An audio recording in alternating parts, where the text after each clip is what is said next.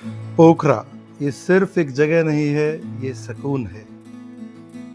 ये पहाड़ों के बीच एक ऐसी दुनिया है जहां वक्त धीरे चलने लगता है, जहां सुबह का सूरज पहेवा लेक पड़ता है और शाम को आसमान अपनी सबसे खूबसूरत पेंटिंग बना देता है। लेकिन इस खूबसूरती तक पहुंचना इतना आसान नहीं था। सिर्फ एक ट्रिप नहीं था, यह एक चैलेंज था। एक इलेक्ट्रिक कार, वो भी फैमिली के साथ, और वो भी इंटरनेशनल रोड ट्रिप, इंडिया से नेपाल। इस सफ़र में हमने सिर्फ रास्ते नहीं बल्कि सिचुएशंस क्रॉस की, बॉर्डर क्रॉसिंग के रूल्स, पेपर वर्क, और एक रात तो ऐसी भी आई जब हमारा परमिट ख़त्म हो चुका था और हम बॉर्डर पार खड़े थे। लेकिन कहानी सिर्फ चैलेंजेस की नहीं है। इस जर्नी में हमें मिले कुछ ऐसे लोग जो शहर छोड़कर पहाड़ों में अपनी ज़िंदगी जी रहे हैं और शायद ज़्यादा खुश हैं।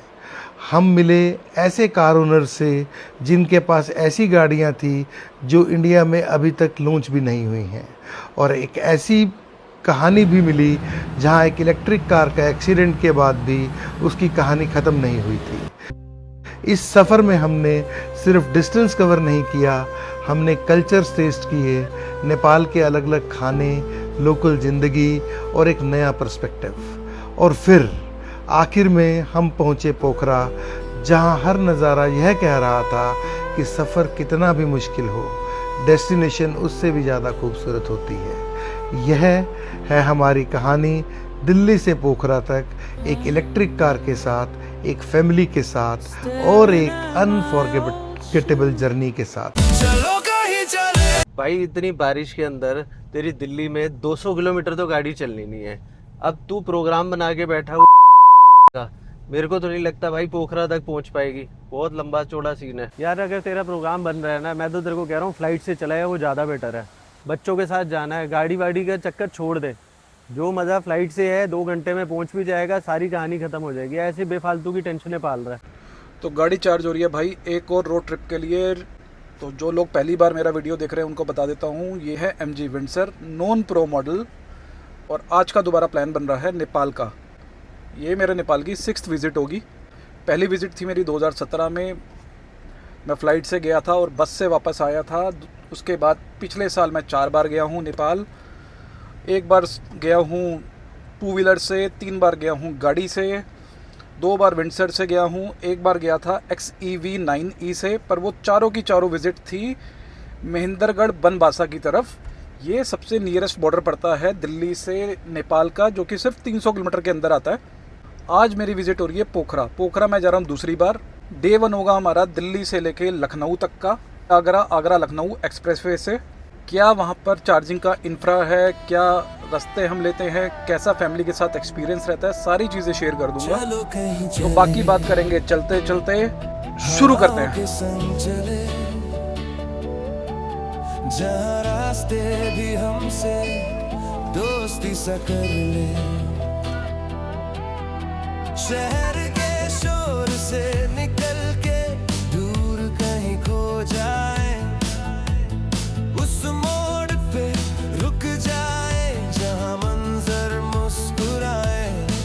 गाड़ी में स्लो स्लो गाने, खिड़की से ठंडी हवा, दिल कह रहा आज हम लोग पोखरा जा रहे हैं नेपाल। चलो कहीं चले।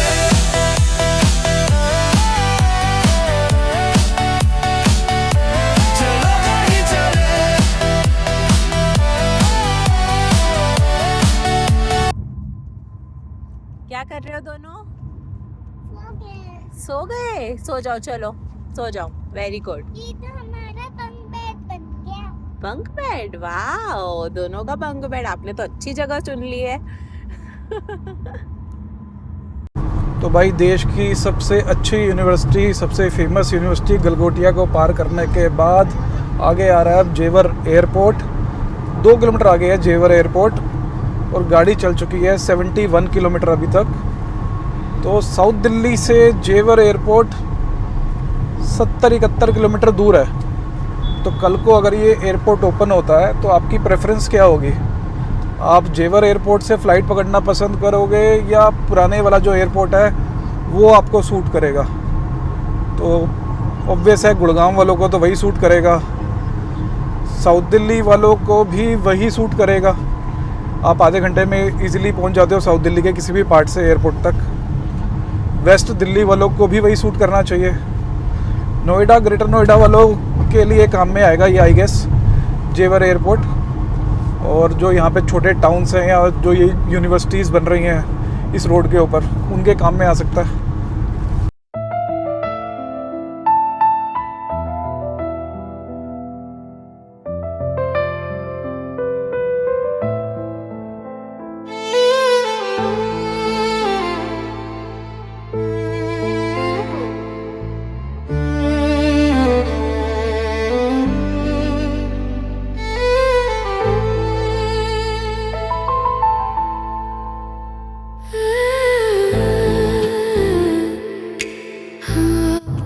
किलोमीटर आ चुका हूँ भाई।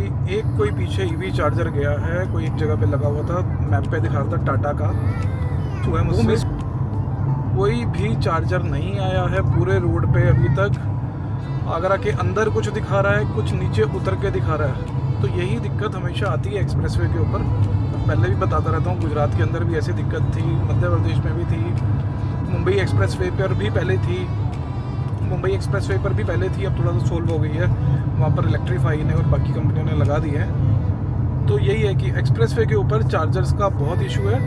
ये इशू आपको नेशनल हाईवे पे नहीं मिलेगा, क्योंकि वहाँ पे ढाबा पे, पेट्रोल पंप्स पे, सब पे मिल जाता है चार्जर। इस वाले आगरा एक्सप्रेसवे पे तो मुझे कोई पेट्रोल पंप भी दिखाई नहीं दिए इस रूट के ऊपर।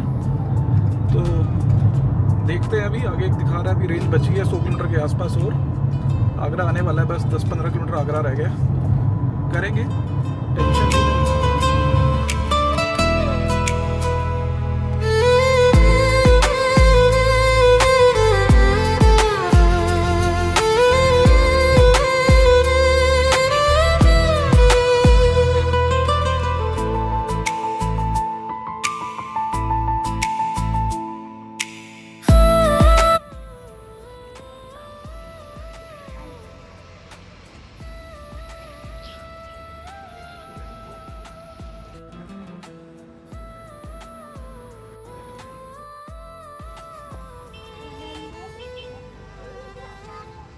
क्या हाउस बनाया है वही? मीनवाइल जो 45-50 मिनट लगेंगे गाड़ी चार्ज होने में। अभी हालांकि थोड़ी स्लो चार्ज हो रही है। रीज़न ये है कि सामने एक और कर्व लगी हुई है, अगर वो हट जाएगी तो स्पीड बढ़ जाएगी। जब तक गाड़ी चार्ज होगी तब तक कुछ खा लेंगे, फ्रेश हो जाएंगे, और 200-250 किलोमीटर चलने के बाद वैसे भी ब्रेक ले लेना चाहिए। मम्मी को क्या खाना है? क्या खाना है? चिप्स कहाँ है, दिखाओ। कर रहे हैं कि यहाँ पर निकलते हुए कम से कम 80 से 90% गाड़ी चार्ज हो जाए। ये देखो 2 गाड़ियाँ लगी हुई हैं यहाँ पे, एक 83% चार्ज है, मेरी वाली 62 हो गई है। जब मैं आया तो मेरी 30 थी, इसकी 67 थी। स्पीड आ रही है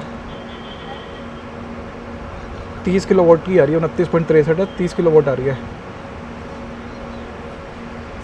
सामने वाली कर्व हट गई है, लेकिन अभी यहाँ चार्जिंग बड़ी नहीं है। 389.72 एम्पेयर ही आ रही है, यानी 30 किलोवाट के आसपास ही आ रही है।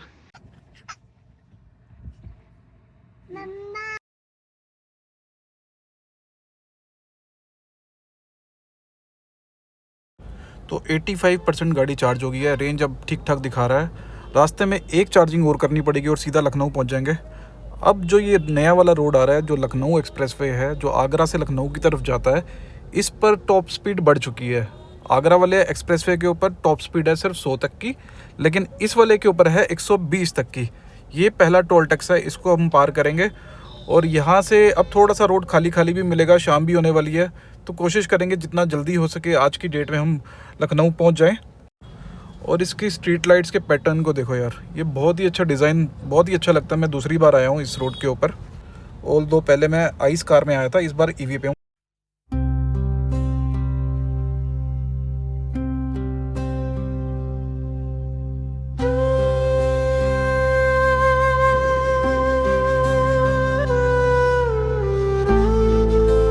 तो इस एक्सप्रेसवे की अच्छी चीज़ ये है कि दोनों साइड से क्लोज्ड है। यहाँ पर भी रेलिंग्स लगी हुई हैं, ऊपर तक जालियाँ लगी हुई हैं, और इधर से भी जालियाँ लगी हुई हैं, तो बीच में जो जानवर और कुत्ते बिल्ली आ जाते हैं ना, तो उससे सेफ्टी दे रहा है थोड़ा सा ये। तो समय है शाम के 6:45, अंधेरा हो चुका है पूरा। और MG विंडसर का मैं हमेशा पहले भी बोलता हूँ ये बात कि MG विंडसर की लाइट का थ्रो बहुत वीक है, बहुत वीक, मतलब बहुत वीक। अगर मैं ऐसे दिखाऊँ आपको, शायद इसमें आपको ज़्यादा अच्छा दिखा रहा होगा क्योंकि ये यूट्यूब कैमरे की क्लियरिटी की वजह से, पर थ्रो इतना अच्छा नहीं है अभी। इन एक्चुअल में बाहर बहुत अंधेरा है कैमरे में, क्योंकि मेरे को भी स्क्रीन में दिख रहा था, तो अच्छी लाइट दिख रही है। तो अच्छा, इसके ऊपर मैंने थोड़े दिन पहले एक शॉर्ट वीडियो बनाया था कि MG विंडसर का लाइट का थ्रो अच्छा नहीं है। वो मैंने शॉर्ट वीडियो डाला इंस्टाग्राम पे और अपने यूट्यूब पे। तो लोगों के कमेंट आए कि आपको तो टाटा वालों ने पैसे दिए हुए हैं, ये है वो है, MG को बदनाम करने के लिए। फिर मैंने एक शॉर्ट वीडियो डाला टाटा हैरियर के टायर की क्वालिटी के ऊपर, जिस पे काफ़ी लोगों ने कमेंट भी किया। तो उस पर कमेंट आए कि आपको तो MG वालों ने पैसे दिए हुए हैं, आप टाटा के बारे में उल्टा सीधा बोलते हो। फिर अभी थोड़े दिन पहले एक जो इंसिडेंट हुआ था इंदौर में, उसके ऊपर मैंने कोई वीडियो डाला, तो उस पे आया कि आपको तो EV वालों ने पैसे दिए हुए हैं। किसी दिन मैंने EV की उसके ऊपर कुछ डाला, तो उसमें बोला कि आपको तो पेट्रोल कार वालों ने पैसे दिए हुए हैं। अबे कौन है भाई ये, कौन पैसे बांट रहा है इतने? मेरे 10,000 11,000 फॉलोअर्स है सिर्फ, कौन बांट रहा है पैसे? अगर कोई है सच में ऐसा है जो मेरा कंटेंट देखता है और बांट रहा है, तो मैं अपनी ईमेल आईडी नीचे ड्रॉप कर रहा हूँ, तो भाई कांटेक्ट कर लो। क्योंकि मेरे पास तो जो कांटेक्ट आते हैं वो गैम्बलिंग वाले भेज देते हैं। मैं उसका स्क्रीनशॉट भी डाल देता हूँ बात करते करते, वो कोई बेटिंग साइट वाला भेज देगा या दूसरे भेज देंगे, वो मैं करता नहीं, मैं उनको मना कर देता हूँ। अगर कोई है, अगर मेरा कंटेंट ठीक है, कोई है तो दे दो भाई, मुझे कोई मना नहीं है। अगर झूठ बुलवा के देना है तो प्राइस थोड़ा ज़्यादा लगेगा, कर दूंगा भाई वो भी। आगरा से 100 किलोमीटर आगे आने के बाद लगभग मैं रिस्क नहीं लेना चाह रहा था, तो मुझे था कि मैं चार्जिंग कहीं पे भी मिलेगी तो कर लूँगा एक आखिरी बार। 100 किलोमीटर की 125 जो भी खर्च हुआ उसको करके फिर आगे बढ़ूँगा, और उसके बाद मेरे को दोबारा अब चार्जिंग की ज़रूरत नहीं है। तो यहाँ पर मेरे को एक मिला है अदानी का चार्जर। यहाँ पर भी 2 गन है, ये 240 किलोवाट है, यहाँ पर 60 किलोवाट है, और वहाँ पर AC चार्जर भी है। अच्छी चीज़ क्या है, 240 किलोवाट का चार्जर है। ऑल्दो मेरी गाड़ी 45 किलोवाट से ऊपर लेती नहीं है, लेकिन 240 किलोवाट का चार्जर है और रेट है 10 रुपये से भी कम। बिल्कुल सही सुन रहे हो भाई, 10 रुपये से भी कम। उसका रीज़न मुझे जो लग रहा है वो ये होगा, यहाँ पर लिखा है अदानी और साथ में लिखा है यूपीडिया। यूपीडिया का मतलब है Uttar Pradesh expressway industrial development authority. तो शायद कुछ यूपी गवर्नमेंट का इनके साथ टाई अप है, इसलिए शायद सब्सिडाइज रेट के अंदर यहाँ पर चार्जिंग आपको मिल रही है। यहाँ पर एक MG विंडसर और आई है चार्ज होने के लिए, और उनके ओनर हैं मोहम्मद सलीम जी। हेलो सर, कब ली गाड़ी आपने? ये मैंने 4 दिन पहले गाड़ी ली। 4 दिन पहले ली और हाईवे पर लेकर आ गए? हाँ, कॉन्फिडेंस आ गया था? कॉन्फिडेंस इसलिए आ गया था कि वो मैंने ऐप में देखा था कि कहीं मिल रहे हैं सब, हाँ। चार्जिंग पॉइंट्स मिल रहे हैं, हाँ। लेकिन थोड़ी सी दिक्कत ये हुई कि कुछ चल रहे हैं कुछ नहीं चल रहे हैं, उसके वजह से। तो कौन सी ऐप पे चेक करते हो सर? हमने तो 4-5 किए, टाटा का भी किया, हाँ। अडानी का किया और जियो का किया। अलग अलग ऐप पे जाके चेक करते हो कि कौन सा चल रहा है कौन सा नहीं चल रहा बिल्कुल बिल्कुल, वो थोड़ा दिक्कत देती है कि तो इसमें क्या है, ऐप के अंदर एक चीज़ होती है जिस पे रूट प्लानर करके होता है। अच्छा, आप उसके थ्रू रूट प्लान कर सकते हैं, नहीं तो एक और ऐप है, 2 ऐप मैं जो यूजली यूज़ करता हूँ। एक ऐप है प्लग शेयर, उस पर देख लो, उसमें सारी कंपनीज के चार्जर लिस्टेड हैं, अच्छा। पर चल रहा है कि नहीं चल रहा वो नहीं दिखाता, वो आपको उसकी ऐप पे जाके चेक करना पड़ेगा।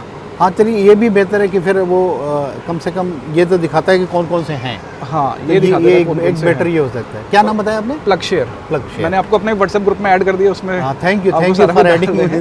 और सेकंड, बड़ा देखिए, बड़ा फॉर्चुनेट था, आपसे मुलाकात हो गई और आप इतना बड़ा ग्रुप है उसमें, तो हमारा तो बड़ा।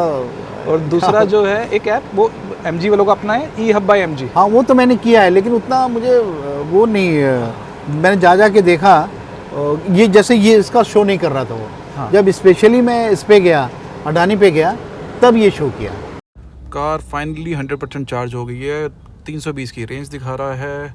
लखनऊ बचा है 234 किलोमीटर, टाइम दिखा रहा है रात को पहुंचने का 11:30 बजे के आसपास। थेपले आर बैक, थेपलों से बड़ी पुरानी स्टोरी है। तो अब सीधा चल रहे हैं हम यहाँ से लखनऊ की तरफ। तो लखनऊ कुछ रह गया 125 किलोमीटर, और जिस होटल में मुझे जाना है वो है अभी 142 किलोमीटर। रेंज की अब कोई दिक्कत नहीं है, 203 किलोमीटर की अभी भी रेंज पड़ी हुई है, तो ईज़िली पहुँच जाएंगे। और ये रोड बहुत ही शानदार है, स्पेशली ये जो पैच है आगरा से लेके लखनऊ वाला, बहुत ही अच्छा पैच बना हुआ है। इस पे मैं दूसरी बार आया हूँ, ईवी लेके पहली बार आया हूँ, वैसे मैं इस पे दूसरी बार आया हूँ। लास्ट टाइम जब मैं आया था इंडिया का मैच था इंग्लैंड के साथ वर्ल्ड कप का, जिसमें शमी ने 4-5 विकेट ली थी, जो वर्ल्ड कप जीती थी इंडिया लास्ट। कब था वो मुझे याद नहीं आ रहा, 22, 23, 24 जो भी था वो मैच देखने के लिए मैं स्पेशली आया था। तो ईवी लेके मैं पहली बार इस रूट के ऊपर आया हूँ। तो बहुत अच्छा रोड है यार, जितना मेरे को एक न्यूज़ याद आ रही है इसके ऊपर, तो फाइटर जेट्स भी उतारे थे। हाय जुजू। तो ये है रात को 11:30 बजे के आसपास हम पहुंच जाएंगे होटल पे, अपना जाएंगे, आराम करेंगे और कल की जर्नी टुवर्ड सीधा नेपाल शुरू करेंगे। तो बस अब चल रहे हैं होटल की तरफ। होटल में करेंगे चेक इन और करेंगे आराम, और कल अपनी जर्नी शुरू करेंगे सीधा नेपाल की तरफ। और वहाँ पे मैं बताऊँगा अगर आप अपनी गाड़ी लेकर जाना चाहते हैं तो क्या क्या डॉक्यूमेंट्स की ज़रूरत पड़ेगी, कितना आपको पैसा लगेगा, कितने दिन के लिए आप स्टे कर सकते हैं, A to Z सारी इन्फॉर्मेशन आपको वहाँ पे मैं दे दूँगा। तो भाई कल जो पहुँचूँगा मैं वो नेपाल के अंदर पहुँचूँगा। वो जगह का नाम है तानसेन। तानसेन एक बहुत ही ब्यूटीफुल प्लेस है, पोखरा से पहले आता है। वहाँ पर एक बहुत ही ब्यूटीफुल B2B आप कह लो उसको, या आप कह दो कि ब्रेड एंड ब्रेकफास्ट जैसे एयरबीएनबी होता है वैसा मैंने बुक किया है। वो एक पूरा रिट्रीट है, उसके अंदर मैंने उसको बुक किया है। तो उसके ओनर बहुत ही अच्छे हैं, मेरी उनसे पहले बात हुई है, तो उनसे भी बात करेंगे, उनका एक्सपीरियंस जानेंगे। वो दिल्ली में थे पहले, दिल्ली छोड़कर वो वहाँ पर रह रहे हैं और वहाँ पर उन्होंने अपना एक ऐसा घर बनाया है, उनसे बात करेंगे। और भी बहुत सारी चीज़ें प्लान्ड हैं वहाँ पर, कुछ चार्जिंग स्टेशंस हैं, वहाँ पर चार्जिंग करेंगे, कितना खर्चा आ रहा है। कुछ नई गाड़ी के ओनर से बात करेंगे और कुछ ऐसे ओनर से बात करेंगे जो कारें अभी तक इंडिया में लॉन्च नहीं हुई है पर सून टू बी लॉन्च्ड है। एक BYD की छोटी गाड़ी है, बाकी गाड़ियाँ हैं। तो सब शुरू करते हैं। ये होटल आ गया अभी मेरा। कहाँ जाना है, कहाँ जाना है? वापस गाड़ी में जाना है। मीमो मीमो आ गया, क्या कर रहा है? गुमी गुमी आ गया, गुमी गुमी खुश हो गया। गाड़ी में बैठे बैठे थक गया था। अब सोएंगे ना। आज का दिन हुआ खत्म।